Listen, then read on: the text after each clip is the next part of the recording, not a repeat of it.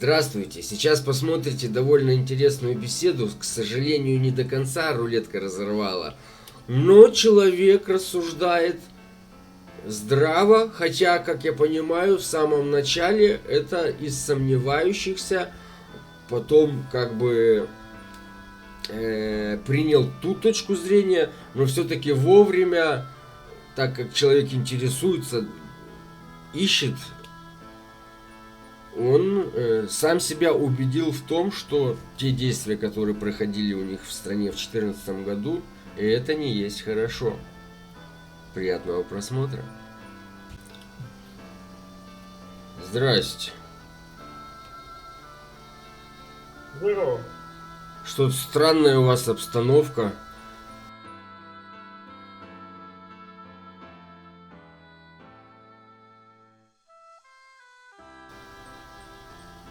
Вы на Это рабочем... имеет значение? Нет, просто интересно. Вы на рабочем месте? Ну, считайте нет. Считайте, перед вами сидит просто человек.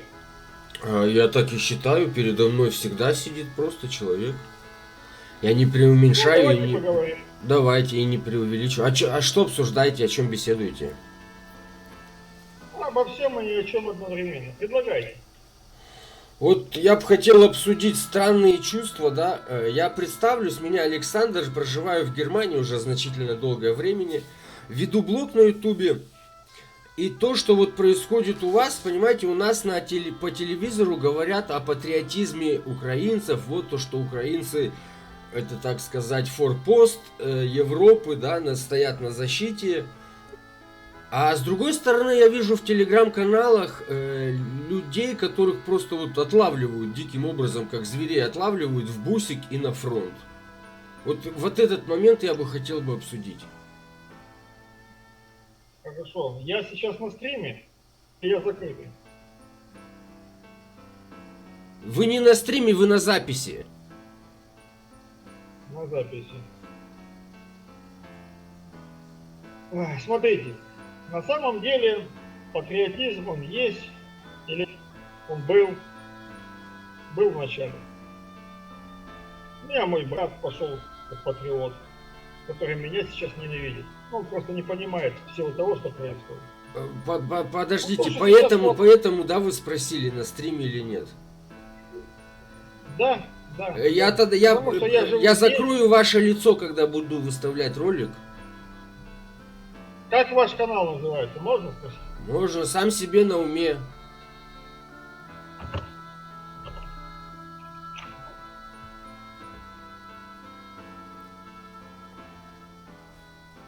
Кириллицей, сам себе на уме. Хорошо. Я попробую. Посмотрю как-нибудь, ознакомлюсь с вашим творчеством. Хорошо. Я вам так скажу. Сейчас патриотизм уже закончился. А в связи, что повлияло на население? Повлияло когда?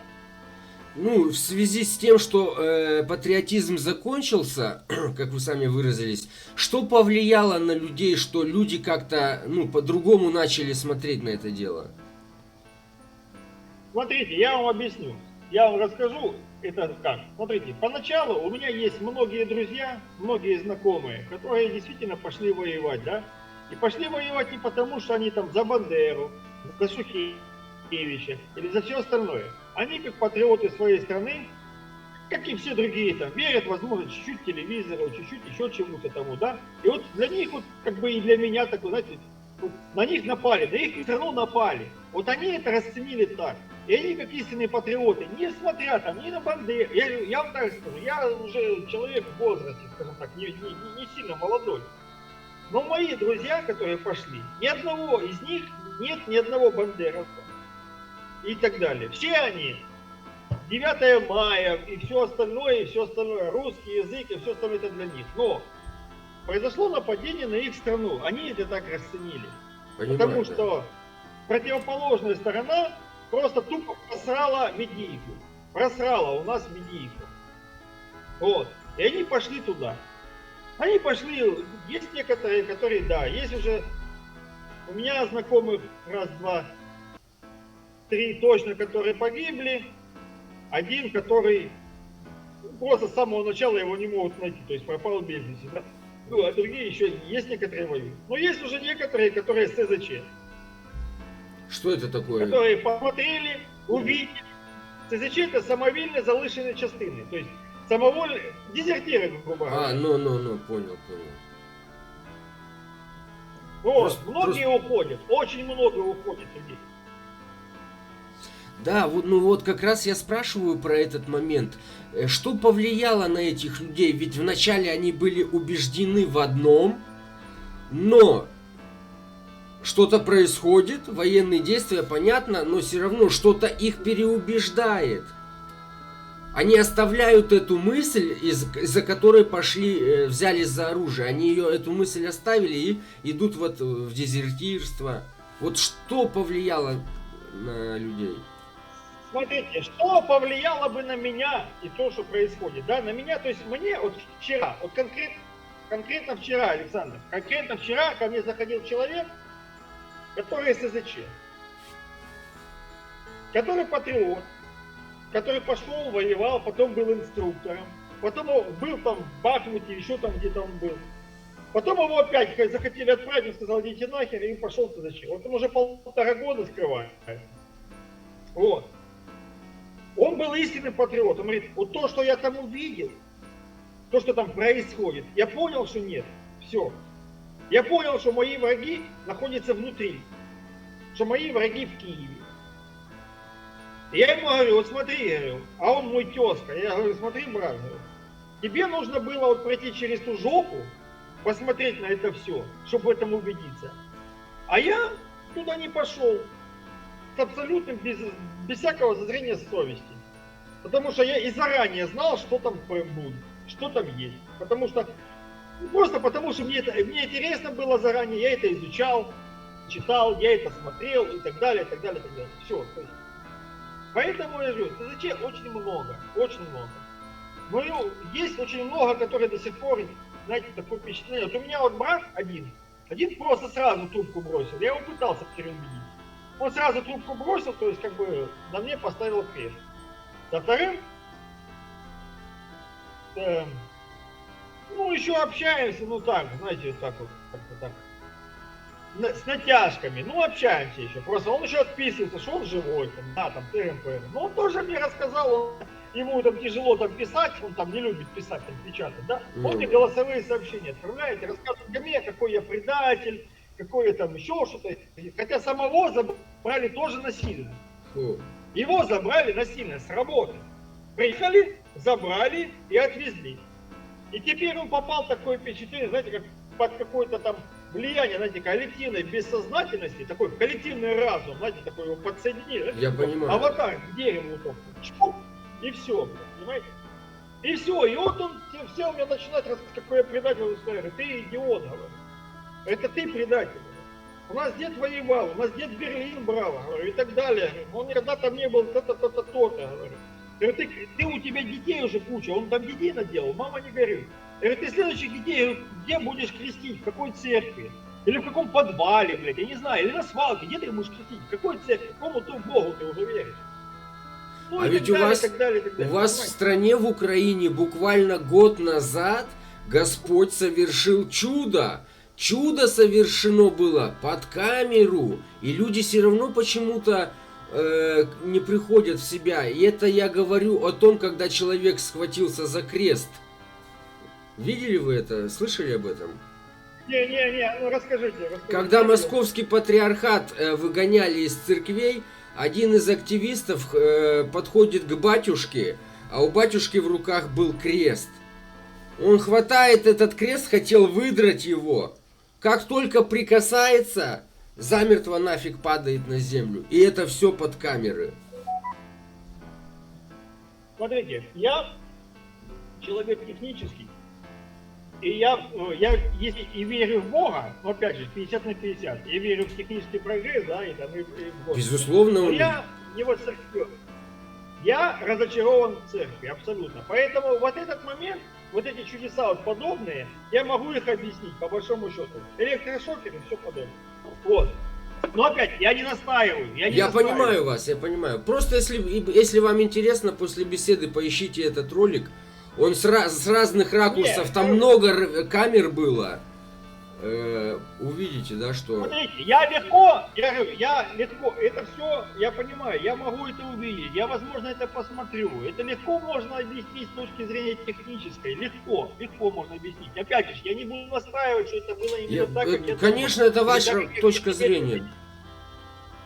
Да, но я просто говорю, но я не могу объяснить себе, когда поп ходит в часах, и у него их несколько, по 40, по 50 тысяч долларов. Это как у нас, так и в России, понимаете? Это Когда везде поп так. ездит там, патриарх, ездит там на Мерседесе с бронированным стеклом. Я не могу этого объяснить, понимаете?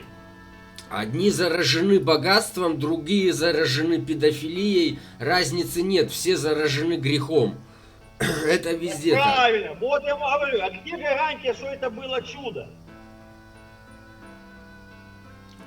Совпадение я не верю, и мне уже за 40, я не верю в совпадение. А я, кстати, тоже, я не говорю, что это совпадение, еще раз говорю. Понимаете, это есть видео, есть фильмы, понимаете, когда мне там рассказывают, ты посмотрел то-то, то-то, я говорю, ребята, а посмотрите, пожалуйста, «Терминатор». Это что, документальный фильм? Ну нет, конечно. «Аватар» и все остальное. Поэтому, ребята, честно, я говорю, вот смотрите, я тоже мне за 40, мне 46, уже под сраку, грубо говоря, да? Я говорю, я не верю словам, я верю в действия. И все равно, Да. что ты будешь мне говорить? Что ты будешь говорить? Как ты мне это будешь говорить? Танцевать? Я буду смотреть на твои действия. Все правильно. Я чуть помладше вас, на 3 года младше вас. Ну, это сути не меняет. Так у вас может... Просто у нас немножко мы живем в разных странах.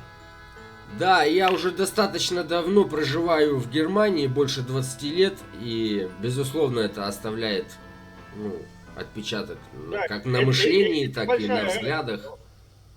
Это так, да. Вы очень многое пропустили. Вы не поверите, но я вначале, я тоже поверил в Майдан. А кто знал, что за этим всем стоит? В момент происходящего, кто об этом знал? Но тем не менее, понимаете, я верил в Майдан. То есть я сначала его не воспринял. Знаете, такое впечатление, что вот как только я узнал о нем, мне было неинтересно. Я просто пришел на работу, говорят, вот там вот Майдан, там то-то, то-то. Я говорю, нахер надо, я не поверил в него. Но меня потом мои старшие товарищи убедили. И я потом, да, верил в это свято и спорил с этими людьми до усирача, понимаете. Но в этот же момент, знаете, что-то в душе, вот что-то вот, ну, какой-то дискомфорт был, понимаете. А потом я ушел с той работы, начал это изучать, у меня появилось больше времени, я стал работать у себя в мастерской, у меня тут интернет, там всякие ролики, смотреть, все там, изучать, читать, там книжки какие-то всякие, там исторические, знаете. И уже где-то к концу 2016 года у меня пазл сложился. Теперь я в том, что я убежден абсолютно, например, да, меня уже дискомфорта нет. Это лишнее, мне такое, знаете, как бы мне такое подспорье, как будто я вот сам себе считаю, что, ну, наверное, я прав. Возможно, я опять же ошибаюсь. Возможно, может быть, мои братья правы, которые воюют. Но сейчас я сам с собой гармонирую. Я сам себе не противоречу. У меня нет никакого дискомфорта по поводу тех мыслей, которые у меня сейчас есть. Я понимаю вас прекрасно. Можно немножко так, если это назвать в сторону, отклониться? Интересовались вы теорией заговора?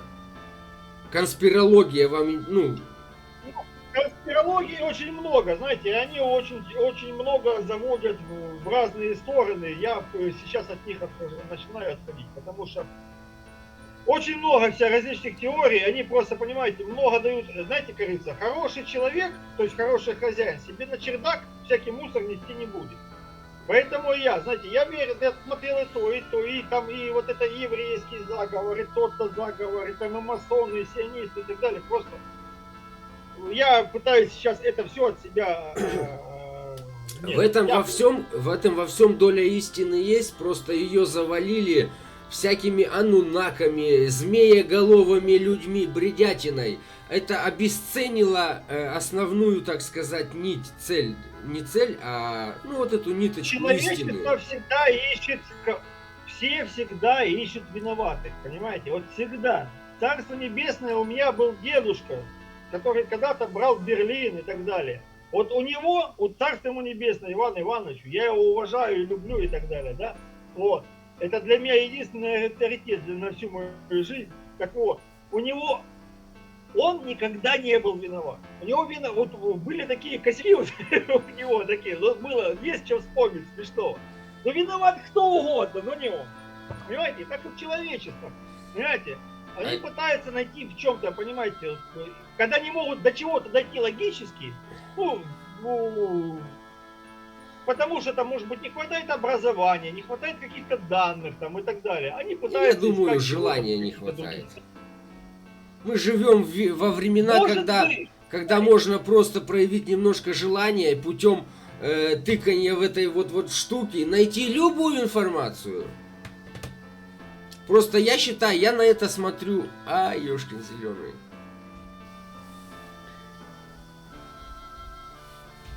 Нет. Нет.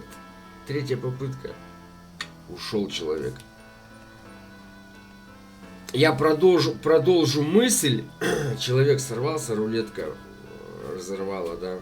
Хороший собеседник. Я продолжу свою мысль. Вот во всех этих бедах виноват всегда я. То есть тот человек, который меня обманул, не он виноват, то, что я деньги потерял. Это я виноват, то, что я поверил. То, что у меня, допустим, что-то пропало, я не виню человека, который это украл. Я виню себя. Потому что я недостаточно для себя, недостаточно это как бы приберег, сохранил. Я не утверждаю, что моя точка зрения это абсолютно вправе, да, так сказать. У каждого человека свои взгляды, точки зрения, мнения, да. Но вот я вот так вот думаю. Прав я, не прав, пусть разбирают другие. А вам большое спасибо за просмотр. И жаль, что рулетка разорвала. До скорых встреч, мои хорошие.